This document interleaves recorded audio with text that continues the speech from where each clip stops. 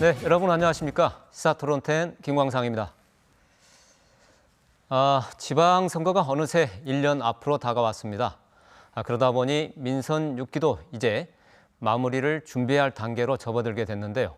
때마침 문재인 정부 출범 후 국가 균형 발전에 대한 기대감이 높아지고 있고 또 지방 분권형 개헌이 화두로 떠오르면서 지방 스스로, 지역 스스로 준비하고 또 어떻게 해야 할 것이 자세를 가다듬는 것이 중요해졌습니다. 그래서 시사토론텐 오늘 이 시간에는 광주시정을 책임지는 분과 함께 민선 6기 남은 1년 광주의 현안과 새 정부 국정과제와 연계 전략 등을 중심으로 토론해 보고자 합니다. 함께 하실 분들 소개해드리도록 하겠습니다. 먼저 윤장현 광주광역시장 나오셨습니다. 네, 안녕하십니까? 네, 반갑습니다. 자, 이은방 광주광역시 의장 나오셨습니다. 네, 반갑습니다. 네, 자 이번에는 이종록 전남대학교 지리학과 교수 함께 하시겠습니다. 네, 안녕하십니까? 예, 끝으로 김현영 지역 공공 정책 플랫폼 광주로 상임이사 함께합니다. 네, 안녕하세요. 예, 모두들 바쁘신 분들인데 또 장마철에 이렇게 함께해 주셔서 감사하고요.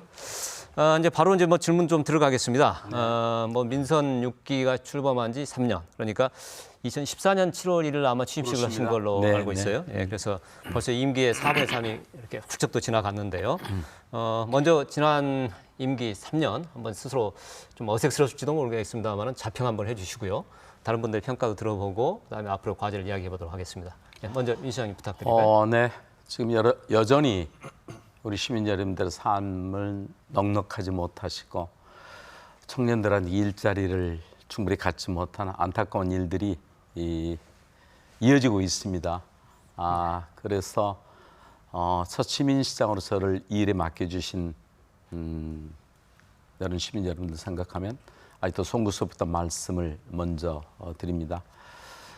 제가 제일 먼저 생각한 일은 탈권위입니다. 네. 그래서 뭐 공간 이용을 않는달지, 전기자동차 소를 탄달지, 아니면 해외여행에 이코노미를 탄달지, 예. 뭐 주말은 제가 운전하고 다니면서 시민들 자주 뵙는, 그래서 아주 소통하고 눈높이를 시민 여러분을 떼지 않는 일이 중요한 일일 것 같고요. 내부의 권위주의 체제를 협업과 협치를 통해서 행정의 내부 문화를 좀 바꾸려고 애를 썼었고, 그다음에 광주 문제는 결국은 저는 늘 두 가지 문제로 생각합니다. 한 가지는 어느 도시에도 가지 못한 광주 정신이라는 이 공동체 정신을 어떻게 지역 내에서 내면화시키고 현장화시킬 것이냐는 문제. 뭐 시민총회 이르기까지 여러 일들입니다. 또 한편으로는 어떻게 이런 일들을 또 세계화시켜서 보편화시키냐는 문제. 그리고 가장 무엇보다 문제는 미래에 우리 광주 후손들이 정말 광주의 역사를 자랑스럽게 생각하면서 넉넉하게 살 수 있는 도시. 가장 안타깝게 생각하는 최악의 상황은 왜 우리 선조들은 5월 항쟁을 해갖고 우리가 이렇게 힘들게 살게 되는가. 이 고리는 끊어줘야 되겠다는 것이죠. 네. 그래서 미래 먹거리 준비 쉽지 않은 일이지만은 현실로 다가온 4차 산업혁명 시대를 맞아서 친환경 전기자동차, 에너지 신산업, 문화 콘텐츠 융합 이런 쪽을 통해서 미래를 준비하는 일에 나름 애를 썼습니다. 특별히 감사드리는 것은 저희 지역에서 처음 맡게 되는 국제 행사인 하계 유니버시티를 메르스라는 그 최악의 상황에서도 네. 시민 여러분들이 함께 해주셔서 참 광주답게 치르는 일은 3년 중에서 굉장히 기억나는 일이기도 합니다. 네. 네. 예, 뭐 자평해 주시면서 먼저 뭐 송구스럽다는 말씀부터 시작하셔서 자세를 좀 참 낮추시고 그랬습니다만은 또 이제 나름 성공적인 부분도 이야기를 하셨나요?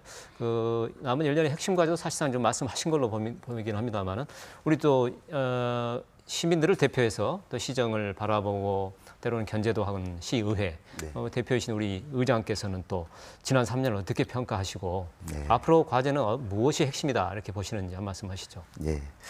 먼저 우리 광주 시민 여러분에게 감사의 인사를 드립니다. 저희 민선은 6기지만 저희 시의회는 7대 의회로 지금 운영되고 있습니다. 4년의 임기 중에 3년을 좀 보내고 있는데요. 정말 바쁜 시간을 우리 광주 발전과 우리 시민의 행복을 위해서 광주시의회 22명의 의원이 열심히 뛰었다라고 이렇게 생각합니다. 하지만 우리 시민들이 바라보는 우리 지방정치 부족함이 참으로 많았다, 또 많으실 것으로 사료됩니다. 앞으로 이와 같은 문제에 있어서 우리 광주시의회는 우리 시민만 바라보고 시민과 함께 시민 속으로 걸어가면서 우리 광주 발전에 견인이 될 수 있는 우리 광주시의 정책들을 함께 책임지는 자세로 적극 협력할 것은 협력하고, 또 우리 시민들이 저희 시의회에 주어진 견제와 감시, 또 생산적인 대안 제시를 통해서 우리 광주 시민이 우리 광주시의회 의원들의 활동만 봐도 우리 광주는 앞으로 듬직하다라고 하실 수 있는 만큼의 역할들을 잘 해내겠다, 이렇게 말씀드립니다. 예. 뭐 시정에 대한 평가도 좀 제가 요청을 하고 뭐 핵심 과제는 무엇으로 보시는지도 요청을 드려봤는데 네. 그 부분은 특별히 하신 말씀은 없으신가요? 우리 윤장현 시장님 조금 전에 서두에 인사 말씀 겸해서 말씀 주셨는데, 시민시장으로서 민선 6기를 저는 잘 이끌고 계신다, 이렇게 평가는 합니다.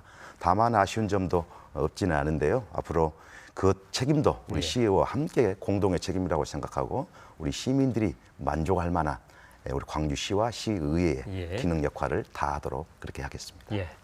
자, 이번엔 이정용 교수님께 좀 여쭤볼게요. 지난 3년 한번 학자적인 입장에서 평가해보고, 그리고 앞으로 광주가 이 부분에 초점을 맞춰야 되겠다는 그런 핵심 과제는 뭘까?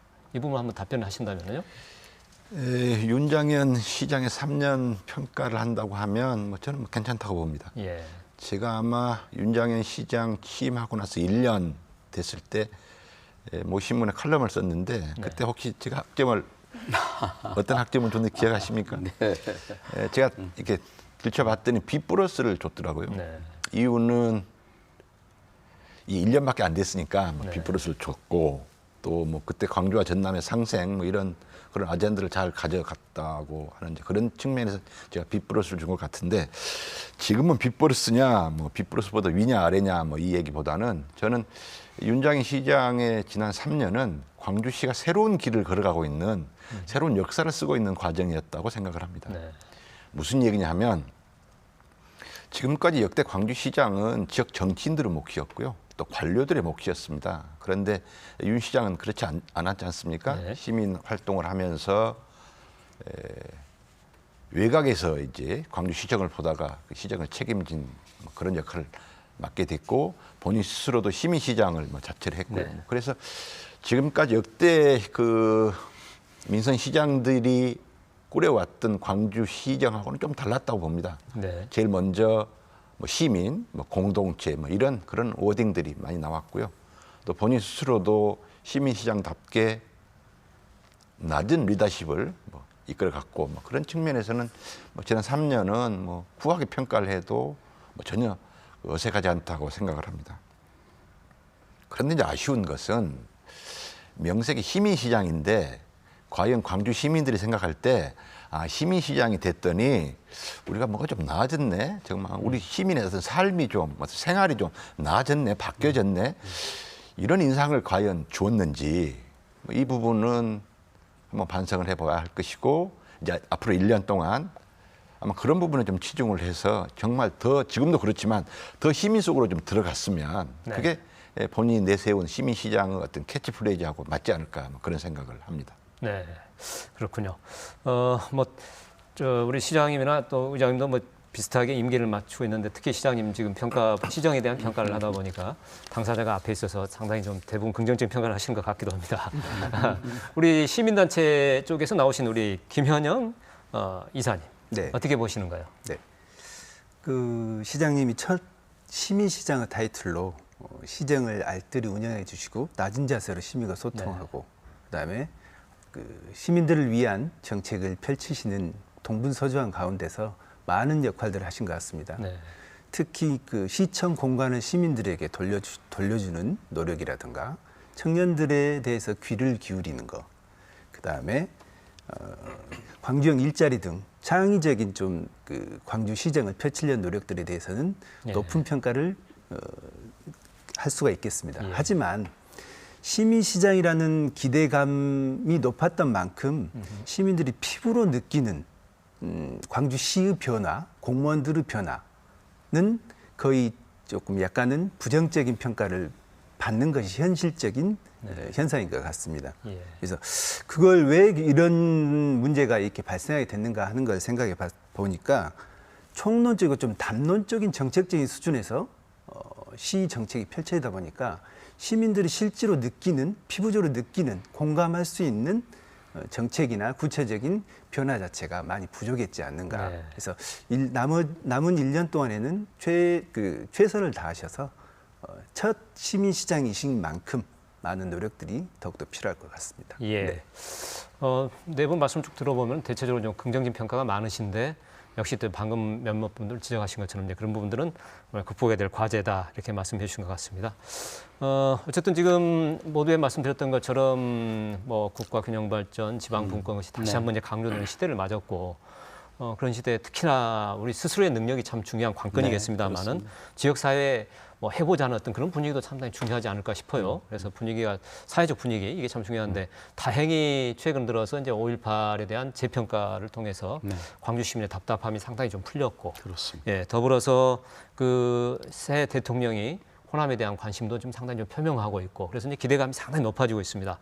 그래서 그만큼 아까 지적했던 그런 과제들을 해결하는 그런 남은 1년 이게 돼야 되지 않을까 싶어서 1년의 의미가 상당히 중요할 것 같습니다. 그렇습니다. 네. 예, 어떻게 앞으로 1년 의미? 그다 말씀드린 대로 예, 지금 저희네 평가하십시오. 4년 임기 중에 저는 끝자락의 1년이지만 예. 말씀 주신 대로 새로운 문재인 정부는 새로운 출발하는 1년이고 그동안 박근혜 정부에서 저희가 배타적이고 차별받았던 그 상황에서 이제 광주에 귀를 기울이고 또 광주에 책임을 지는 그런 정부가 섰고 그게 지난 선거 과정에서도 저희들은 과감하게 응답하라 광주의 미래를 이런 저희가 슬로건을 걸고 공약들을 제안했었고 최근 이제 국정과제기획자문위원회에서까지도 광주의 많은 의제들이 이제 현실화됐다는 것에서 남은 저로서는 끝자락 1년이지만 새로운 정부의 출발 1년을 잘 엮으면은 어쩌면 지금 1년이 광주의 10년, 20년을 결정할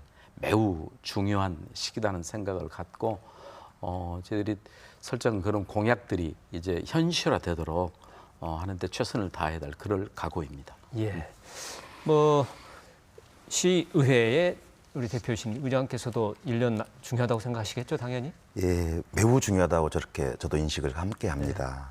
우리 임장현 시장께서 중요하다고 하시는 말씀, 우리 광주의 1년이 향후 10년, 20년을 좌우한다는 생각을 공히 함께 합니다만 그래도 우리 임장현 시장이 민선 6기에 취임하실 때 했던 공약들이 보면 실질적으로 지금 성과를 내지 못하고 있고 또 아니면 민선 5기 때 약속됐던 시민적 합의와 협의가 이루어졌던 지하철 2호선 문제라든가는 4년의 임기 중에 지금 사실 첫 삽도 뜨지 못하는 상황으로 이렇게 가고 있는 점에 대해서는 정말 우리가 중요한 4년을 좀 그냥 이렇게 좀 시간적 낭비를 한 게 아닌가라고 하는 제 의의 입장은 사실 그렇습니다.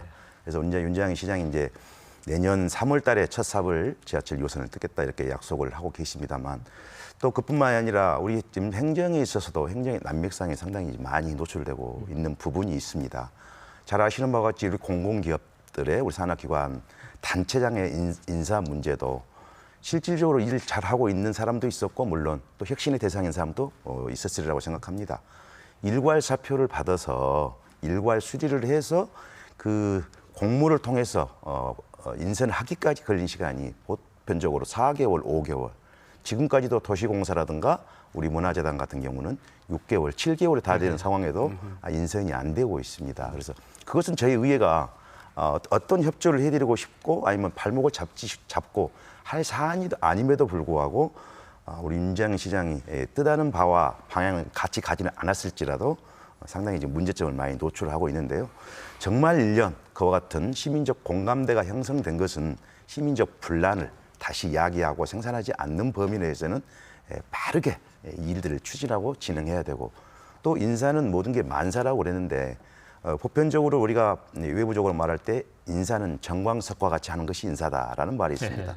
적어도 6개월, 7개월을 끌어서 광주에 그와 같은 좋은 어떤 그 인적 네트워크를 가진 사람이 없다라고 한다는 것은 우리 스스로가 많이 자성해 볼 문제다 이렇게 판단합니다. 뭐 이 자리가 반론의 자리는 아니지만요. 네. 사실 지하철 2호선 문제는 우리가 고민할 수밖에 없었던 부분이 있습니다.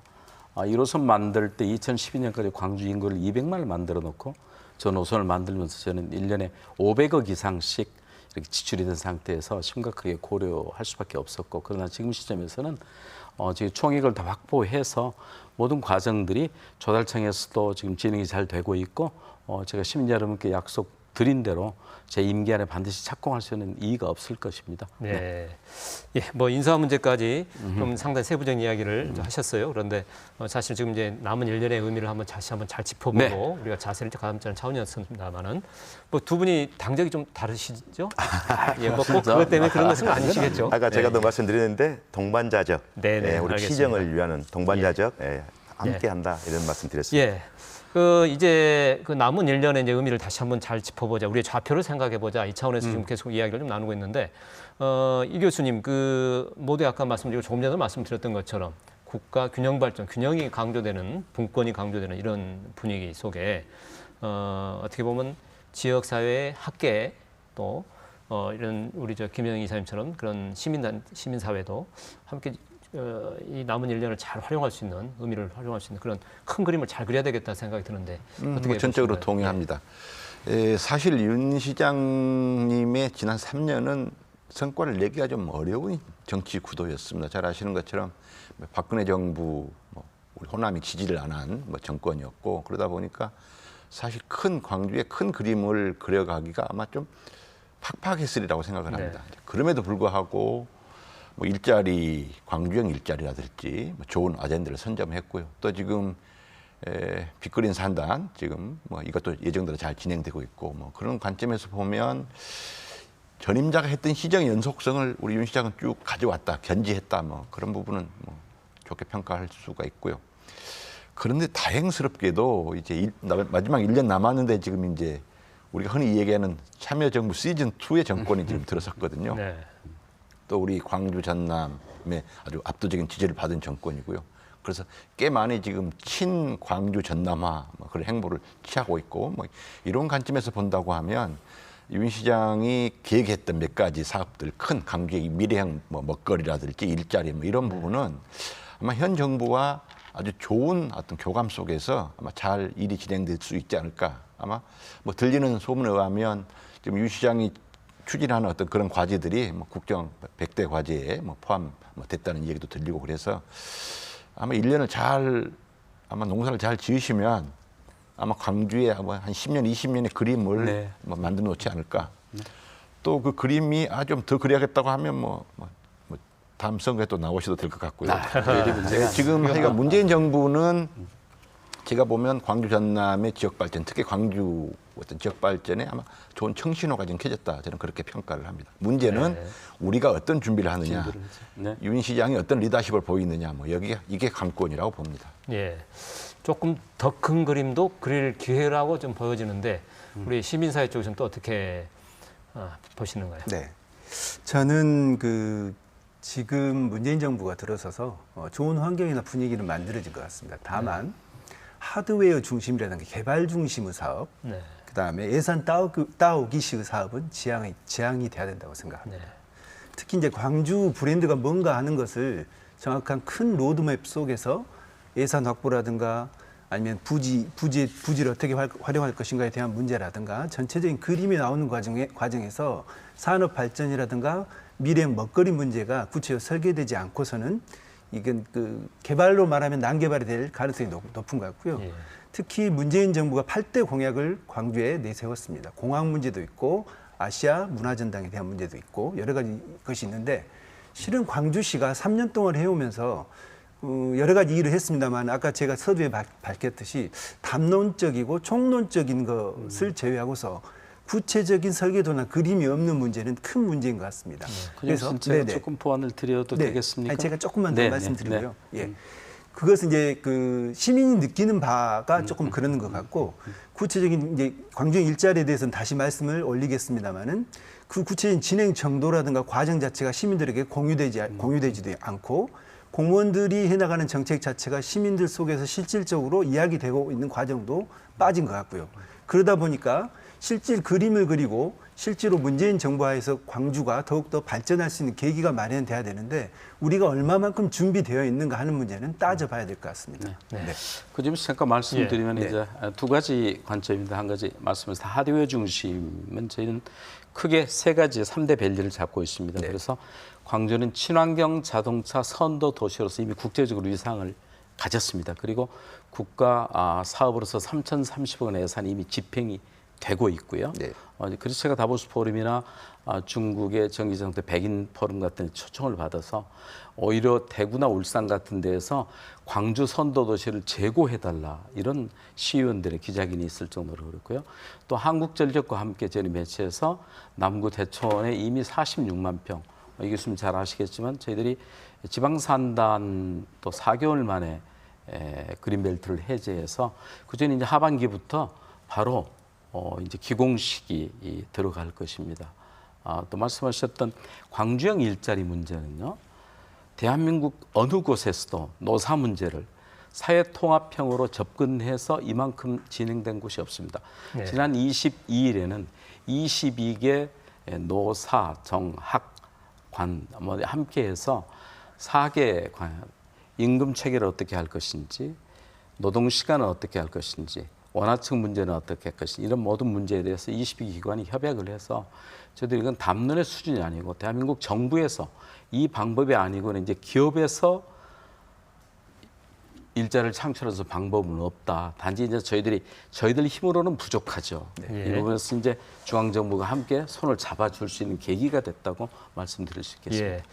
예, 사실은 이제 이런 정도의 이야기를 앞부분에 이제 이야기하면서 방금 답변을 하셨는데 이 부분도 좀 강론으로 좀 하나씩 좀 살펴보려고 좀 계획을 했었습니다. 네네. 예, 이제 조금씩 또 기본적인 것을 말씀하셨으니까 또 하나씩 나눠보면서 이야기를 해봤으면 좋을 것 같습니다.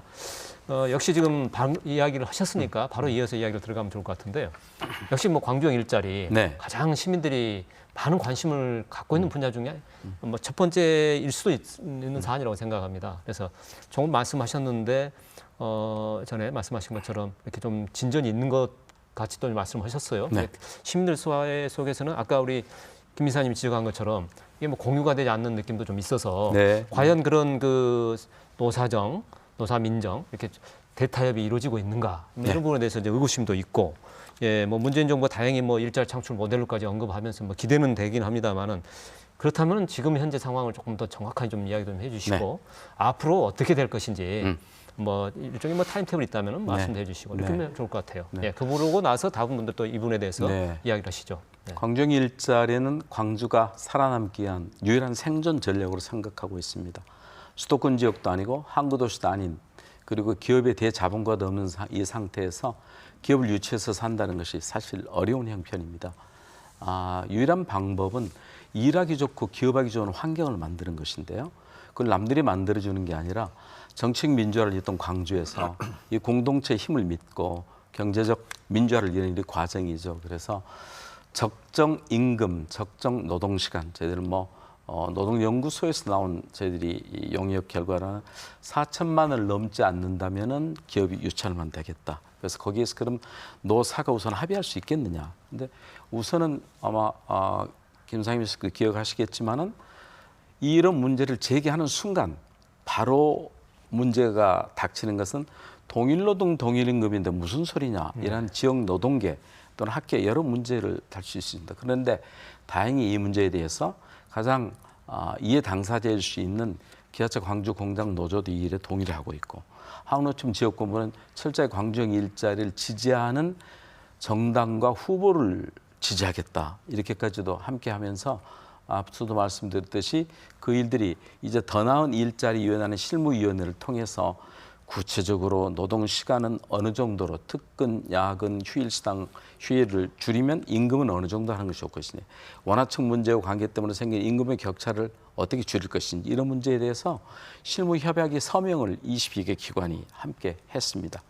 문제는 이제 지금부터는 저희들이 광주만의 힘만으로 안 되는 부분이 있죠. 그래서 아까 이 교수님 말씀하신 빅그린 산단의 친환경 자동차 부품 클러스터, 더 나아가서는 이제 저희들이 바라는 것은 친환경 자동차의 완성차 공장을 유치하는 것입니다.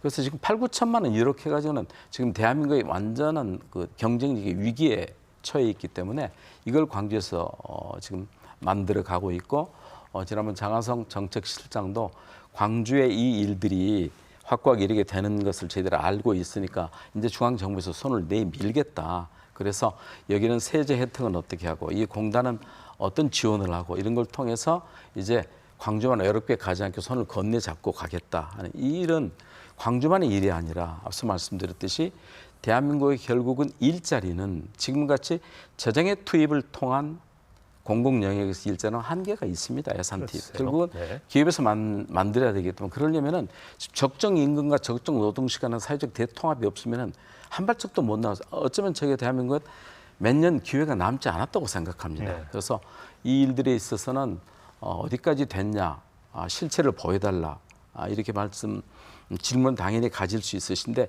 이건 계속 완성도를 높여가야 될 그런 과정이고 다행히 그 사이에서는 사회적 합의대로 완성도가 높아져 가고 있다 이렇게 말씀드릴 수 있겠습니다. 예. 뭐 지금 현 상태 좀 상황 설명을 쭉 해주셨는데 현 상황에서 봤을 때 어떤 문제점이 좀 보인다든지 또는 실현 가능성 이제 우리 임기 1년 쪽 그걸 중심으로 이야기를 많이 하고 있습니다만은 임기 내에 이게 실현될 가능성은 어떻게 보시는지 이런 부분들도 좀 이야기 좀 해주시면 좋을 것 같은데요. 다른 패널들이요. 제가 먼저 우리 윤장현 시장님이 역점적으로 준이라고 있는 광주형 일자리에 대해서 윤장현 시장과 함께 우리 더 나은 일자리 위원회를 함께 참여하면서 회의도 하고 우리 공감대 형성을 위한 고민도 함께 하고 있습니다. 하지만 저는 의회 입장에서 볼 때 우리 시장님도 방금 그 말씀을 하시던데 민선 6기에 지금 3년이 지났는데 지금 성과가 없다. 우리 시민들 다 그렇게 생각을 하실 겁니다. 윤장현 시장님은 다 지금 현실적으로 바로 보여줄 수 있는 성과가 아니라 지금 점진적으로 나아져 가고 있다 이렇게 보는데 실질적으로 지금 문재인 정부가 들어서서 이 관련한 광주형 일자리에 대해 관심을 갖지 않고 뭐 손을 놨다거나 아니면 박근혜 전 정부가 12월까지 임기를 다 채웠다 한다면 이 광주형 일자리가 과연 이 표면상으로 언론상에 나왔겠는가에 대한 우리가 한번 성찰해 볼 필요가 있다. 저도 위원회에 가면서 저는 이렇게 생각합니다. 광주형 일자리가 성공하려면 첫째 대기업 집단이 함께 어떤 동참을 해줘야 됩니다. 아까 관건입니다. 동일노동 동일임금이라는 말씀을 우리 시장님이 하셨어요. 굉장히 좋은 말씀이에요. 그래서 기아자동차의 어떤 뭐 연봉이 초임이 들어갔는데 7천만 원이다. 그럼 우리 광주가 또 중점적으로 역점적으로 출하는 저유동 자동차의 완성차를 광주에서 생산 도시 거점을 만들려고 하고 있는데 연 10만 대 생산한다 했을 때에 거기에 우리 광주의 젊은이들이 취업을 4, 5천만 원 연봉에 취직을 했다고 가정을 하십시다. 그렇게 됐을 때에 우선은 들어가기 위해서 4, 5천만 원이라 하더라도 다 들어간다고 봅니다. 그러면 아까 동일노동 동일임금 형태가 되는데 우리도 기아자동차와 같은 완성차를 생산하는 우리 자동차 근로자인데 왜 우리는 4천만 원, 5천만 원을 받아야 되는 것인가? 처음에는 들어갈 수 있어도 그게 정말로 성공해서 하려면 대기업에서 지금 현재는 7, 8천만 원일지라도 향후에는 4, 5천만 원에 맞춘다든가 또 아니면 아까 말씀 하청업체 관리가 있어요. 하청업체 관리에 대한 대기업에서 많은 어떤 임금 체계에 대한 분담을 해줘야 됩니다. 그런 부분이 상당히 많이 지금 우리가 좀 허상적으로 느낄 만큼 조금 그런 면이 저는 있다. 근데 광주형 일자리 정말 저는 기대도 많고 반드시 성공했으면 좋겠다. 이 전제는 분명히 가지고 있습니다. 대한민국의 어느 집단, 어느 지도자도 기존에 있는 8, 9천을 4천 낮출 수 있는 없죠. 합의를 할 수 없습니다. 할 수 없고요. 그런 모델들은 가령 기아차 모닝차만 하더라도 기아 브랜드를 하는데 동호 오토스라는 회사에서 특별한 제3지대 법인을 만들어냅니다. 저는 광주시에 그런 제3지대 그런 법인을 만들고 우회를 낮추는 게 아니라 사실은 지금 한항공단에 2천도 못 바꾸는 사람들이 많습니다. 이런 데는 원하청 관계를 개선시키고 해서 이미 많은 대기업들이 광주에 좀 관심을 갖고 있습니다. LG경제연구소도 3명이 와서 일주일 동안 광주를 체크하고 있고 최근은 중국의 조일용 말고 다른 자동차들도 광주형 일자리로 관심을 갖고 지금 들여다보고 있는 여러 가지 지금 이 대기업들도 새로운 광주형 일자리 모델만이 새로운 길이라는 것에서 동의를 하고 있어서 이들의 될까 안 될까 염려해 주시는 건 좋은데 그런 염려와 더불어서 힘을 모아서 광주에서 일을 한번 해보자 하는 분위기들을 만들어 주실 걸 저는 이 자리에 계신 여러분들과 시민 여러분께 간절히 청드립니다. 예. 자, 잠깐만요. 강규영, 예, 저희들이 시간이 지금 이 이야기만 하루씩 할 수는 없기 때문에 좀 간략하니 다음 주제들도 짚어주시면 좋을 것 같아요. 좀 짤막짤막하게 핵심들 이야기해 제가 보면 주십시오. 강규영 일자리는 윤장희 시장이 아니면 아마 내놓을 수 없는 뭐 그런 아젠다라고 생각을 합니다. 그런데 이제 아쉽게도 그 강규영 일자리가 좀 터덕거린 이유는 세 주체거든요. 일단 정부가 네네. 지원해 줘야 되고요. 예. 기업이 지금 아까 우리 의장님 말씀하신 대기업, 예, 특히 예. 뭐 기아 현대차, 그다음에 이제 지역사회, 뭐 노사인데 세 번째 부분은 이제 윤 시장님의 그 장기니까 이거 놔두고 지난 정부는 기업과 정부가 움직이질 않았습니다. 그러다 보니까 좋은 아젠다가 있음에도 불구하고 이걸 한 발짝 못 나갔는데 문재인 정부는 지금 일자리가 지금 국정의 넘버원 아닙니까? 그런 관점에서 보면 아마 이제는 좀 강조형 일자리를 조금 더 구체화시켜 볼 필요가 있다. 파이로트로 실험으로 해볼 수 있지 않나. 이제 그런 측면에서 이미 이제 독일에서 이게 이제 이 성공한 사례가 있고요. 그래서 아마 좀 더 관심을 가지면 뭔가 좀 그림이 나오지 않을까 저는 그런 생각을 합니다. 네. 뭐 특별히 더 하실 말씀 없으면 다른 이야기로 빨리 좀 넘어가겠습니다. 주제가 좀 제가 생각한 주제는 많은데 지금 시간이 많지 않아서요. 예. 그 청년 실업 문제 같은 경우도 지금 다른 지역보다 실업률이 크게 상승한 이런 문제도 좀 있고요. 그래서 비정규직 문제도 있고 그렇습니다만은 지금 이왕 일자리와 관련해서 이제 자동차 문제가 나왔으니까 역시 뭐 대표적인 게 자동차 산업 아니겠습니까? 일자리 광주형 일자리의 핵심이. 그래서 정부가 뭐 예비 다양성 조사 뭐 했고 통과됐고 이런 긍정적 상황이 있습니다만은. 그런데 지금 울산, 대구 등에서도 뭐 이것과 연계된 이런 친환경 자동차 산업 이쪽 부분에 지금 상당히 아까 말씀하셨던 것처럼 경계를 하고 있는 그런 상황이고 아직 뭐 구체적인 정책 방향, 로드맵 좀 없어 보이기도 하고 그러는데 이 부분에 뭐 앞으로 어떤 그 부분에 대한 설명 좀 잠깐 해주시고 또 다른 분들이 이 부분에 어떤 문제가 있는지 한번 더 지적을 해주시고 로드맵이 없는 건 아니고요. 예. 정확히 말씀드리면 아까도 말씀하셨듯이 3,030억 원의 예산을 가지고 네. 친환경 자동차 부품 클러스터 사업은 금년부 대상이 돼서 진행이 되고 있습니다. 예, 예. 그리고 대구의 상황은 인공지능형 자동차를 하겠다 그러는데 지난 대선 공약을 배치하는 과정에서 그게 이제 거의 광주 중심으로 전기 자동차가 갔다는 것이 이 정부의 큰 방향이라고 말씀드리고요. 예. 울산 같은 경우는 시의원들이 광주만 선도대시하는 것은 맞지 않다. 그렇게 우리 의장님도 화면 보셨겠지만은 그런 상황에서 친환경 자동차 선도 도시로서의 우리가 선점은 분명히 하고 예산도 진행 중이라는 말씀을 드리고요. 걱정하고 계시는 지금 조일용 자동차들도 아마 다음 달 중에는 거기서 저희가 인증받을 수 있는 차가 곧 들어오게 될 것입니다. 그리고 청와대 정책실과 함께 대기업을 여기에 어떻게 광주형 일자리에 매칭시킬 것인가에 대해서 지금 실행팀을 구성해서 이야기를 나누고 있던 말씀을 드릴 수 있습니다. 네. 혹시 또 이 부분에 지금 근데 이제 물론 친환경 차는 광주는 좀 사실 늦었습니다. 이제 우리가 흔히 얘기하는 친환경 차는 두 가지거든요. 하나는 이제 수소차하고 전기차인데 특히 수소차 같은 경우는 울산이나 충남이 광주보다 월등히 앞서 있고요. 이제 우리 광주는 그래서 이제 전기차 뭐 주로 이제 이런 쪽에 관심을 갖는데 전체적으로 보면은 제가 보면 광주 친환경 차의 그 큰 방향은 좋은데 우리가 좀 늦었거든요. 다른 시도에 비해서. 우리나라 대한민국 전체가 늦었습니다. 네, 대한민국이 현대기아차가 수소차를 원래 준비를 했었고요. 도요타와 함께. 근데 이제 중국이 시진핑 주석이 500만 대 전기차 생산 지시를 하면서 세계가 급격하게 변해 갔었죠. 그래서 수소차도 지금 저희들이 큰 아젠다로 갖고 가고 있는데 큰 시장이 이제 전기차로 가기 때문에 지금은 전기차를 대한민국이 이미 현대기아차가 2020년까지 전기차 플랫폼을 만들기로 외부에 공표를 했고 또 쌍용차를 경영하고 있는 인도의 마인드라 그룹에서도 2019년까지 1조 원을 투자해서 전기차 플랫폼을 만들겠다는 이제 전기차 시장을 완전히 들어섰고요. 그중에 광주가 전기 자동차 선도 도시라는 국가의 아젠다를 갖고 한편으로는 광주형 일자리라는 이 사회적 아젠다와 함께 결합해서 가겠다는 게 저희의 계획입니다. 예. 혹시 대기업 유치 문제는 어떻게 이제 투자 문제를 어떻게 구체적으로 정부 지원이나 공감대는 형성됐다고 하는데 구체적으로 시기나 구체적인 방도에 대한 문제가 또 구체적인 그 로드맵이 좀 필요할 것 같고요. 근데 지금 네네. 로드맵이 아니라 지금 네. 계속 접촉을 하고 있죠. 아, 네네. 하고 있고 네. 방식은 결국은 제3지대 제3의 법인을 따로 만들어야 됩니다. 현대기아차면 현대기아 법인을 만들고 거기에 필요하다면은 네. 우리 의회와 시민사회의 동의를 얻어서 필요하면 시도 일정 정도 출자도 하고 시민들도 클라우드 펀딩도 하고 해서 이 노사 관계의 틀들을 탄탄하게 만드는 새로운 제3의 길을 저희들이 가고자 하는 것입니다. 또 하나는 기아차 광주 노조가 인정을 하더라도 기아차가 소아리 공장에도 있고 화성 공장에도 있는데 네. 여기에 대한 구체적인 합의 내용이 좀 있어야 될 것 같은데요. 네. 근데 사실은 이제 합의라는 뜻은 네. 말씀이죠. 네.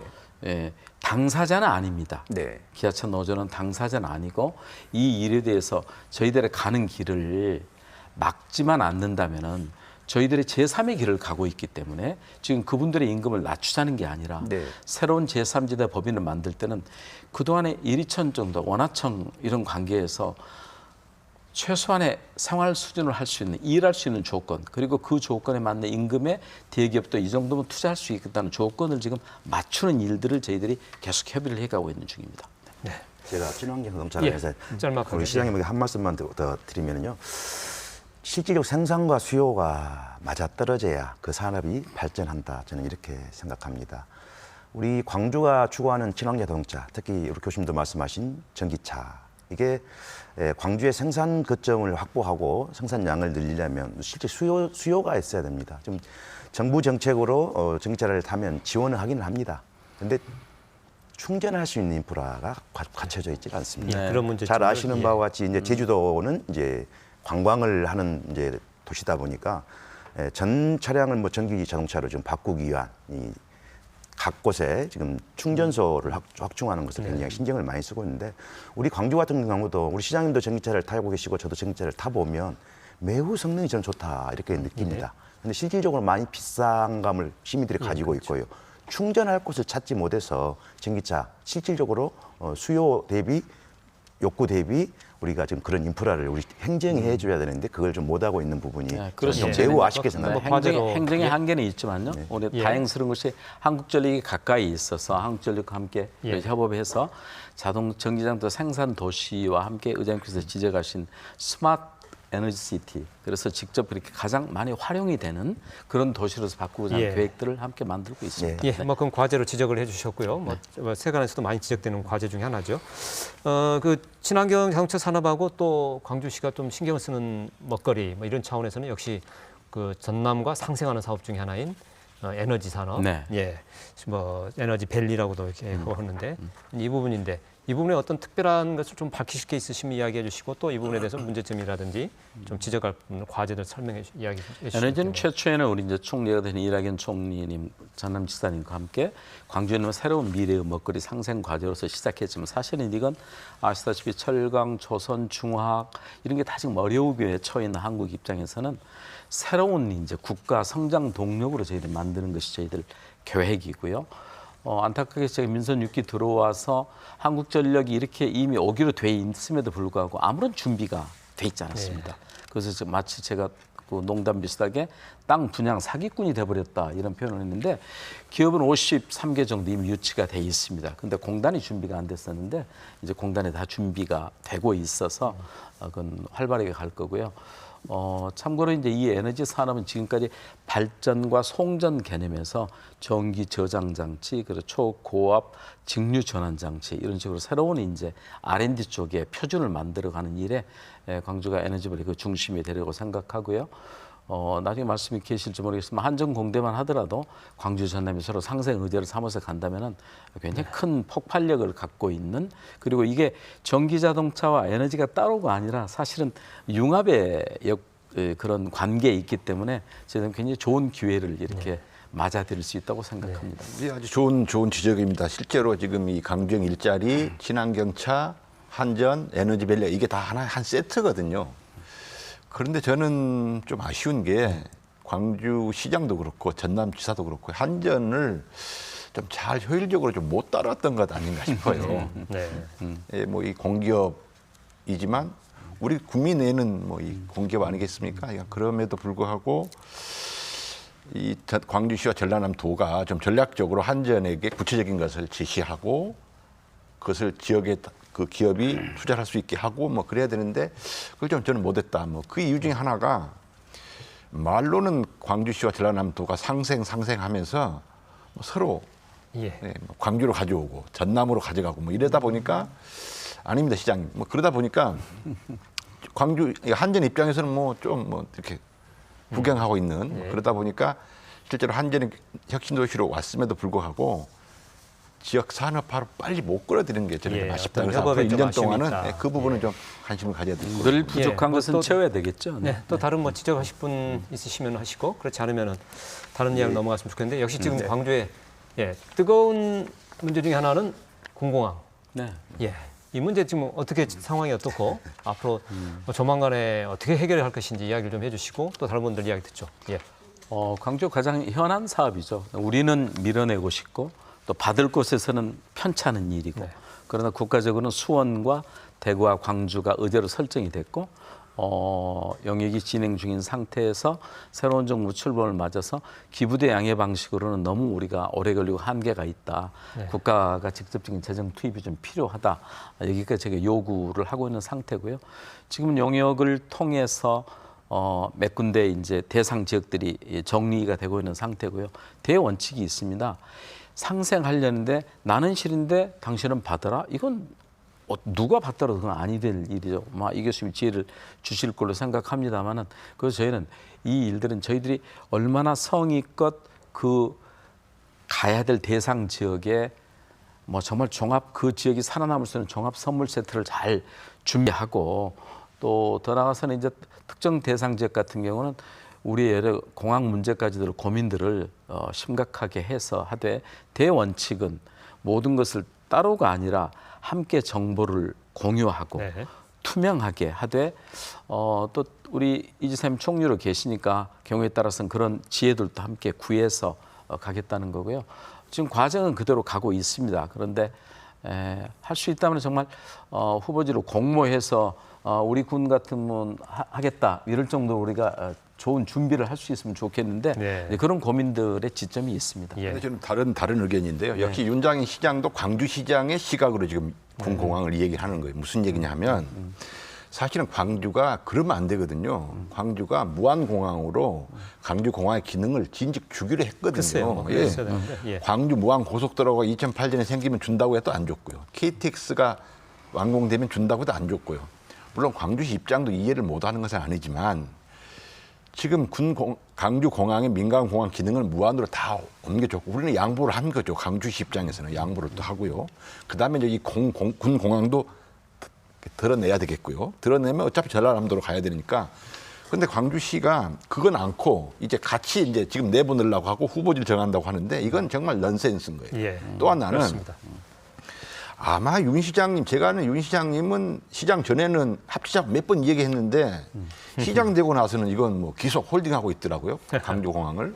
이 부분은 그러다 보니까 저는 아마 앞으로 후보지 이전 과정에서 아마 큰 갈등 요인이 생길 것이다라고 하는 거고요. 두 번째는 지금 이게 지금 이제 기부자 양형 쉽게 말해서 사업자 니들이 돈 내 가지고 개발해라. 네. 이건데 여기에 지금 국고를 투입하겠다고 하는 발상은 저는 아니거든요. 예. 그런 관점에서 광주시가 이 공항 문제는 좀 더 오픈 마인드로 저는 볼 필요가 있다고 예. 봅니다. 혹시 또 지적하실 분 있으신가요? 저는 또 우리 공공항 이전 문제 관련해서 우리 윤장희 시장님이 큰 대의 명제에서 상생과 소통에 대해서 좀 그 부분은 좀 저는 좀 문제가 있다 이렇게 봅니다. 면제는 계시지만 왜냐하면 전남의 22개 시군에서 받겠다고 하는 우리 지자체는 없습니다. 그러려면 적어도 광주에서는 이제 표현적으로는 뭐 떠나 보내야 되는 입장인데 어느 지자체하고 한 번이라도 진실한 마음을 가지고 논의해봤는가? 최근에 4개의 지역을 광주시가 선정 발표를 했습니다. 그것도 저는 일방적이었다고 생각합니다. 잘 아시는 바와 같이 전남도의회에서는 군공항 이전 반대 특별위원회를 구성해 있고 저희 광주시의회에서는 이전 추진 특별위원회를 구성해서 활동을 하고 있는데 정반대적 입장을 가진 이런 지금 지방자치단체가 서로 활동을 하고 있음에도 정말 우리 시장님이나 또 아니면 시장님 저나 함께 전남도나 전남도지사나 같이 한번 만나서 우리 지역 현안을 가지고 한번 이걸 풀어보자. 아까 예. 교수님 말씀하신 대로 기부대 양의 방식이에요. 알겠습니다. 기부대 양의 방식이라는 것은 저희들이 그쪽에다가 공부왕도 하지만 그 지역 발전을 위한 여러 가지 복지적 또 수혜적 네. 혜택을 예. 드릴 수 있는 그런 것들을 우리가 제시하면서 이걸 하기 때문에 첫째, 마음에 물고 소통을 하는 예. 이런 구도를 가져야만이 이게 성공할 수 있다 이렇게 봅니다. 뭐 그에 특별한 답변 없으시면은 아, 네, 열고 가고 짧게 있고요. 해주시죠. 우리 예. 이정록 교수님도 뭐 제 말씀 주시는데 그런 걸 어느 시점에 제가 공개적으로 지금 말씀드릴 단계는 아니고요. 그 마음들은 저희들이 담고 있다. 아까 제가 잠깐 표현 문제에서 구체적으로 말씀을 안 드렸습니다만은 광주와 전남 아까 이 문제는 특히 공항의 문제에 있어서는 광주와 전남의 문제가 아니라 서남권이 앞으로 미래로 세계로 와서 창이 열려 있냐 아니냐는 관점으로 본다는 게 제 기본적인 시각입니다. 예. 지금 그래서 그 문제는 더욱 더 열린 마음으로 다가가도록 하겠습니다. 뭐 예, 당연한 자세가 될 것 같고요. 이제 또 좀 광주의 답답한 문제 중에 하나가 이른바 아시아문화전당 문제 아니겠습니까? 네. 이게 지금 뭐 전당 장 대리 체제가 지금 오랫동안 계속되고 있고 15년 가까이 뭐 그렇게 뭐 하기는 하는 것 같은데 확 기대했던 만큼의 그런 확 안 나오고 있어요. 그래서 어떤 전략을 갖고 있는지 간략히 좀 설명해 주시고 또 누가 여기에 대해서 문제 좀 지적해 주시고 또 넘어가도록 하겠습니다.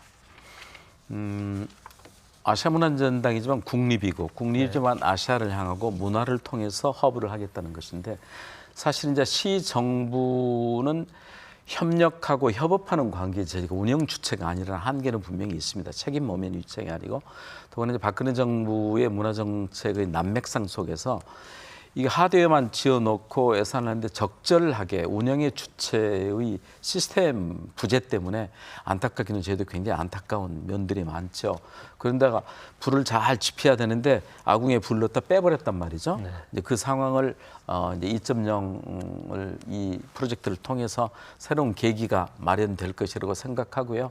특별히 이제 최근에 화제가 되고 있는 화두가 떠오르고 있는 구도청 원형 복원 문제에서부터 시작해서 새로 이제 선임된 문체부 장관을 아마 7월 중순 안에 만나면 그런 몇 가지 원칙들에 대해서 합의가 되고 정부로서 2.0이라는 그런 계획들을 갖고 있으니까 저희 시로서는 그 사이 이걸 더 활성화시키기 위해서 금남로 프린지 페스티벌 네. 또 대인 야시장 또 남광주 밤기차 야시장 또 양림동 일을 엮는 클러스터를 만들기 위해서 애를 쓰고 있는데 아마 새로운 계기가 될 걸로 생각하고 이 일들에 대해서 7대 문화권 사업까지 해서 시민사회 문화단체와에서 우리 안들도 만들어서 정부에 정확히 의제를 주는 일을 이제 서둘러야 될 때입니다. 예.